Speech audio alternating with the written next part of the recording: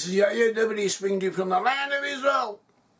We are discussing the tribe of Gad, the Israelite tribe of Gad, and how we find descendants of Gad in the land of Sweden, in Scandinavia in general, and also in other areas, as we mentioned in our previous talk. This is a continuation of the previous talk, but the content is new. It is independent of what we spoke about, so you don't have to have seen the previous talk before following this one. You can see this one and then go and see the previous one. Or be content with what you see now. At all events, we are continuing this subject concerning identifying people from Sweden with the Israelite tribe of Gad. At least a portion of the people of Sweden are related to Gad. And we identify the tribe of Gad with the ancient Goths, and also with the ancient Goths, and also with the people of Sweden. And we found people from the Goths, descendants of the Goths, in different areas, including Italy, Spain, southern France, Ukraine, Hungary, Germany, Poland, all over the place. The Goths were in a lot of different areas, but they were a minority, so that doesn't mean that all the people in those regions descend from the Goths. Only a portion of them did. And not only that, but many of the Goths, when they became apparent to history, when they achieved a historical significance, the Goths were a federation of different peoples, and not all of them are necessarily related to the original body. This is what he's trying to say, and we agree with him on this point. So it doesn't mean that everyone in those regions descended from Gothic peoples is from the tribe of Gad, but there may be some there. So this is worth knowing for those who want to trace their ancestry or feel they belong to the Israelite tribes. So the tribe of Gad may be an option. At all events, we find Gad in his concentrated body in a way that he may be identified with an Israelite tribe in Sweden. And we have given the physical and historical evidence and elsewhere. At present, we're just discussing the characteristics of Gad as revealed in the Bible, and also as revealed in rabbinical exegesis, deductions and rabbinical writings describing Gad, and we compare these to attributes, known characteristics of the Swedish people. We find a similarity which we think is significant, and that is what we're about to speak about at present. And in our previous talk we gave several different opinions, several different bits of evidence from various rabbinical sources. At present we are continuing this, but we are relying chiefly on one major source, which is that of Fishel Mael, who wrote a book discussing the tribes of Israel in Hebrew, but he himself used many sources in his work, as well as his own deductions. And here and there we also have something of our own, which we have thrown in or deducted or inserted. So if there's anything here that you want to track down, or anything here which seems worthwhile knowing about, or even if it's offensive, I am responsible. First of all, get in touch with me, and after that you can go to the sources if you still consider it worthwhile. At all events, this is what we have. And Gad was compared to a lion. Gad was compared to a lion in Deuteronomy 33 in the blessing of Moses. He says, beginning with verse 20, and of Gad he said, blessed is he who enlarges Gad. He dwells as a lion and tears the arm and crown of his head, that is, of the head of his enemy. And he provided the first part for himself, because the lawgiver's portion was reserved there. He came with the heads of the people, he administered the justice of the Lord, and his judgments were with Israel. There is an understanding that Moses was buried in the portion of Gad, and that when Gad requested the land, that portion of the land east of the Jordan, he intuitively knew, he intuitively understood that Moses would be buried there. He wanted to be close to the place of Moses' burial, out of respect for Moses. And so this is a point. And we find that Moses was buried in the territory of Gad, even though we do not know exactly where. Deuteronomy 34 says that no man knows where he was buried. We have a principle in rabbinical legal studies that you have the Bible, what the Bible expressly says, and understanding the Bible and references and hints found in the Bible, and the literal meaning of the Bible, and you also have deductions based on the principles of logic, of argumentation, of logical constructs to and fro. And so that is one way of deducting what the law was. And you also have the straightforward declaration, the law given to Moses. That Moses, in addition to giving the law, writing the law, and also giving legal principles by which it could be argued out and deducted, he made straight-out declarations. And these declarations are called the law given unto Moses, and they are straightforward, often logical in principle. They're also logical assumptions in principle, but they are straightforward declarations. And you find that the tribe of Gad preferred these to the other type. And not only that, but in the future, in the Messianic age, the whole of the Torah learning will be similar to that, will be more intuitive and based on straightforward logic, rather than an involved process of reasoning and deductions. So this is an aspect of Gad, that Gad prefers straightforward thinking, straightforward deduction, straightforward principles. And we find this principle, we find this amongst the Swedish people. They prefer something that is simple, they prefer something which is straightforward. Even their home is minimalistic, elegant, transportation is efficient and effective. The design of everything around you is pleasingly ingenuous, yet effortless. That is what the Swedes are known for, having straightforward things, simple things, but doing them in an elegant manner, and making things work according to how they should do, according to straightforward logic. Another article says that the country operates on what makes sense, taking care of a plan that just makes sense. To that point, Sweden and other Nordic countries lead the rest. They do things in a sensible manner. They common sense, straightforward, without involved reasoning and all kinds of considerations. They want a straightforward answer, and that's what they look for, and that's what they get. And that is something the tribe of Gad was known for. So that is a point.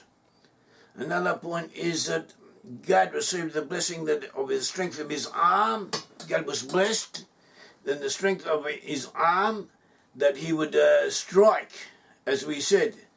He tears the arm and crown of his head, of the head of his enemy. When he strikes him, he cuts the head and the arm of his head, because he would have warriors who were very strong. And the Swedes and the Goths in history were very strong, were very formidable warriors, and even now the Swedes are healthy and athletic and vigorous. They know this, they are known for this, they excel in this region, in this aspect of existence. And according to tradition, they received this blessing because they were very careful about the law of tefillin. Tefillin, translated into English as phylacteries, are what the Jews put on the arms and on their head, as it says, to fulfill the commandment. To fulfill the commandment in Exodus 13 verse 16, it shall be as a sign on your hand and as frontlids between your eyes. Between your eyes is here, above your eyes, between your eyes. As it also says, you shall not make a bald spot between your eyes. So this is where you make a bald spot. And this is what it means. Between your eyes, up here is where they put them. That is according to oral tradition, is also logical.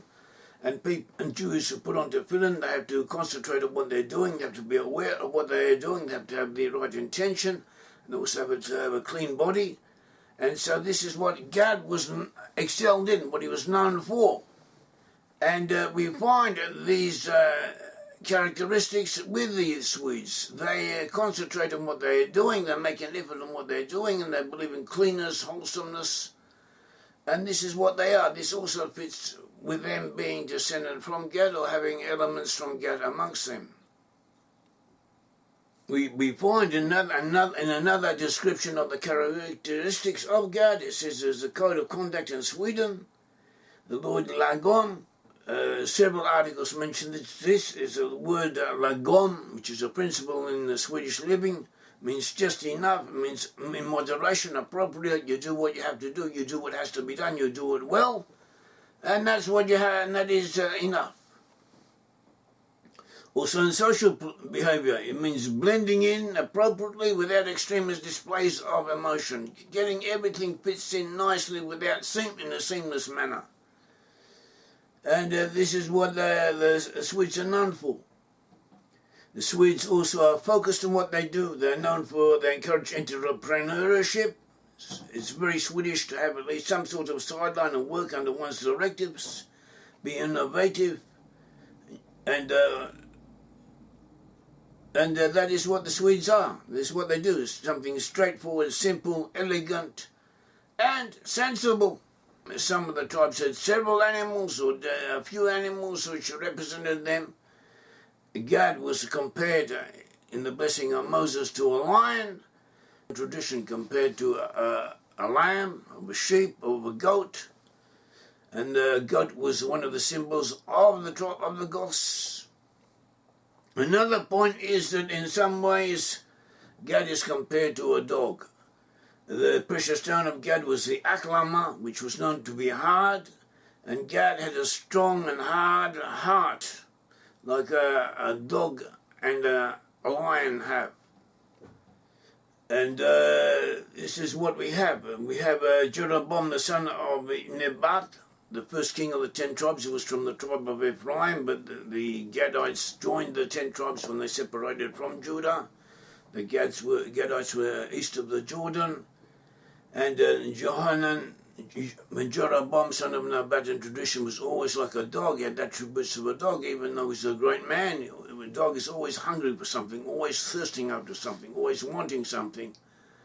So this too is an attribute of the Gadites. And Isaiah refers to this. Isaiah 56 refers to greedy dogs. 56:11. Yes, they are greedy dogs which never have enough. Goliath, who David slew the giant, the Philistine, he compared himself to a god. He says, the Philistine said to David, "Am I a dog that you come to me with sticks?" And we have another point, as we mentioned elsewhere, that you have different types of lions. Gad is compared to a full-grown lion, a mature lion, and when in the Hebrew expression, when it says, "And of Gad," he said, "Blessed is he who enlarges Gad." He dwells as a lion. The Hebrew word for dwells as a lion is labi, or lavi, kilav, and the Hebrew word, that's what the type of lion, lavi, that Gad was compared to, and the expression as a lion, compared to a lion, like unto a lion, is kilavi. As kilavi is, in Hebrew, similar to the word for dog, kelef.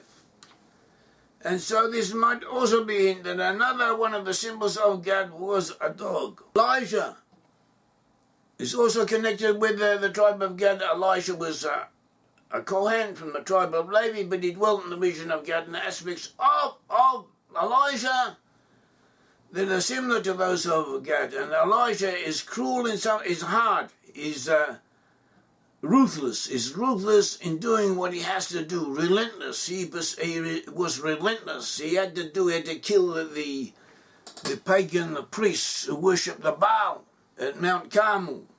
He also had to chop down the idols, and that is what he did. And the Gadites, through Elijah, will help extirpate paganism and idolatry. So that is also a point that the Swedes have this aspect of wanting to do away with paganism, even though in many ways they act like the pagans did. So each and every one of us, we have these contradictions in our character of who we are. We have the one thing and its opposite and one and the same person. This is a known phenomenon. So this is also something concerning Gad which we find amongst the Swedes. One thing and its opposite. Gad was considered a wholesome tribe, straightforward, honest, clear thinking. The Swedes are internationally regarded as wholesome. They're clean, healthy, efficient. They emphasise communal harmony, but do not neglect achievability. So the Gad also has this. Another point, Deuteronomy chapter 27 is 11 curses. 11 curses for various offences are listed in chapter 27. And these 11 curses, according to different commentaries, especially the Bible, are parallel to each of to 11 of the major tribes.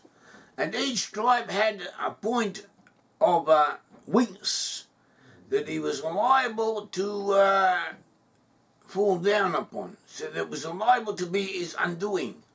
So each of these 11 curses are against the 11 different offences in the Bible.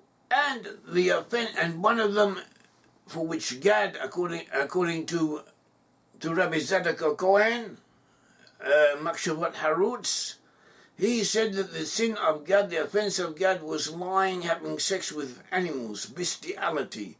Deuteronomy 27 verse 21, cursed is the one who lies with any kind of animal, and all the people shall say Amen. So bestiality is a serious crime, a serious offence. No civilized person wants to do it, but it is done, it is carried out. And traditionally Scandinavian peoples in Norway and Denmark have been somewhat lenient about it. Also up until recently, very recently in Sweden, they're also lenient about it, but they have now passed a law against it. But nevertheless, this is something connected to them, or could be connected to them. According to this, it is something that they were not fiercely against. Another point is Gad needs to be involved with the community. The very word Gad is derived from Gedud. It says when Gad received his name, a troop, that is a Gedud, shall tramp upon him, but he shall triumph, Yigidenu, he shall bring a group of his own. So Gad was named after a group, a troop, as it's translated, but a group of people. Gad is likened, that is what Gad is. Gad is a collectivity, according to this blessing, and that is an aspect of the Swedes. The Swedes prefer to express themselves through the collective, through the collectivity, as we will show. Another point that Fishel Mael brings, that Gad is likened unto the coriander seed. The coriander seed is a very small seed, and it is called a Gad seed in Hebrew. A Gad seed, we find the manna. When the Israelites came out of Egypt, they travelled through the wilderness and they received food from heaven called manna. Manna fell down from heaven, and it was present for them every morning, 6 days a week, because on Shabbat it did not fall. And it says in Exodus 16, the house of Israel called its name manna, and it was like white coriander, that is Gad seed in them. Gad seed, and the taste of it was like wafers made with honey. Also in Numbers 11 verse 7, now the manna was like coriander seed, that is Gad in Hebrew. Its colour was like the colour of bdellium. And Gad is in effect a name of a plant with very small seeds. And this is seen to reflect on the essence of Gad. Gad is described as having a small soul, a small psyche. What is a small soul? It can become a great person. He can achieve very much. He can have a great intellect. But he prefers to express himself through the community, through the whole, as part of a group. He has this need and a need to combine with others, even though he is strongly individualistic, compared to at least as individualistic as the average American. In his own way, he needs to combine with other people and to express himself through them. This was an attribute, a characteristic of Gad, and this is what we find with Sweden today, and this is probably one of the only people of whom this can't maybe said, or maybe one of the few peoples of whom such an attribute is found. And we have different articles describing this. For instance, we have one article, Yair. It says, what are unique traits of Swedish culture? Collaboration and equality. Working together and helping one another is a very big part of Swedish culture. Always give each other a helping hand and treat all people with equal respect. When working together, you should never degrade or leave others behind. Treat everyone the same. And kindness shouldn't be taken for granted. You should never think that you are better or more special than others. That is advice to people who want to fit in with Swedish society. You should never think that you are better than others. This is something that Swedes value in their culture. There's a flat hierarchy. That is, a flat hierarchy is in the Swedish work and business. That means do not say do this or else. Do not have this mentality. Bosses and managers do not rule over workers, but they work with them. They address them informally and they try and put their point of view across and have it accepted by the group and have it internalized by the group and brought together as a group effort, giving expression to what the group wants and what the group does. This is an aspect of Sweden, of the Swedish culture, of Swedish society, and this is also what one of the characteristics that Gad, the tribe of Gad, was described as having. So this is another point. And these attributes and these parallelisms and so on, this is not a fluke. It is not by chance that they parallel each other, because we have other evidence showing that Gad settled in Sweden. This confirms it.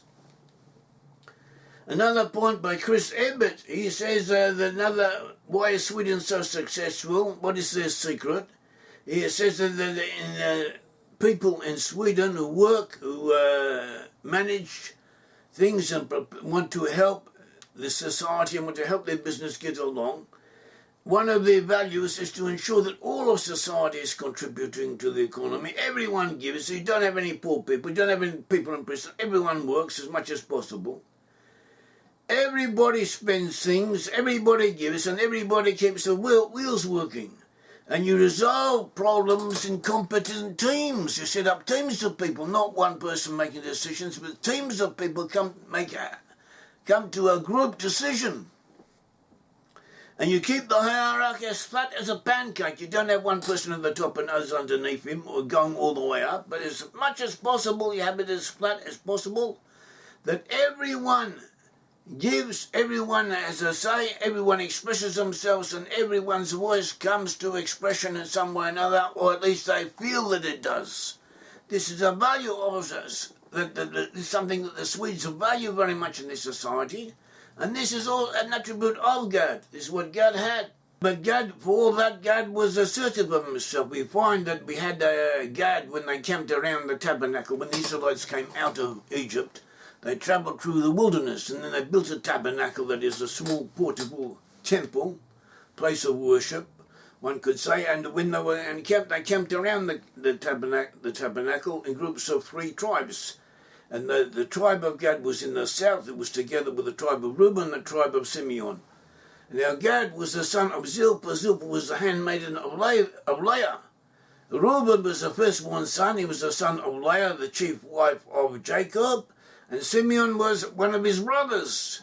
So they should have had some degree of preeminence beyond that of Gad. Nevertheless, we find Gad giving expression to himself and asserting himself, or that is the impression we get, and he doesn't fall behind in any way. So this may also be an attribute of the Swedes, of the Swedish people. We find that Moses, when Moses was buried, he buried himself opposite Beit-Peor, a place known as Beit-Peor, when the Israelites had committed the offence of worshipping idols. It says in Numbers 25:1, and Israel remained in Acacia Grove, and the people began to commit harlotry with the women of Moab. They came with the women of Moab, and they had sex with them. And the women of Moab induced them to offer sacrifices to their gods, and they did. And they invited the people to the sacrifices of their gods, and the people ate and bowed down to their gods. So Israel was joined to Baal of Peor. The anger of God was aroused against Israel, and a great calamity came against the Israelite people. Because of that, And Moses was buried opposite the place where that happened, and according to tradition he deliberately wanted to be buried there in order to atone for what had happened there. And the rabbis, according to different portions of the Bible, also according to the people, the numbers of people who died, the tribes which were stricken, the tribe of Gad lost people after that event, so they deduced that Gad, the people from Gad, also participated in that offence. So we have Gad associated with Brit-Am. And what was the mode of worship of the paganism that the people of the followers, the adherents of Brit-Am, or the house of Peor, were known for? What did they used to do? They used to defecate. They used to relieve themselves before their God, and this was their mode of service. And this is the way how they worshipped. It might sound strange, but this is what they did. And so too we have this aspect of, in Sweden, not so much of defecating. They don't go to that extreme, but they are very into nudism, and they are somewhat promiscuous in sexual matters, and public nudism is not a big thing for them. It is quite common, and it is taken for granted, and this is like a type of attitude of returning to nature. And Brit-Am could be similar to that. And people in the know that there is a connection between the two attitudes. And so this too was something that Gad was known for, and this too is something that we find in Sweden. So we take different things, different features that the tribe of Gad was known for, and we find them paralleled by modes of behaviour accepted in Swedish society or taken for granted of Swedish society, or denoting Swedish society as Swedish. And all of these are attitudes of Gad, of the tribe of Gad, and together with other proofs that we have concerning the tribal names and the history of migrations and so on, they confirm our conclusions. Gad, the tribe of Gad, is to be found amongst the Swedish people. Thank you. May the God of Israel bless you.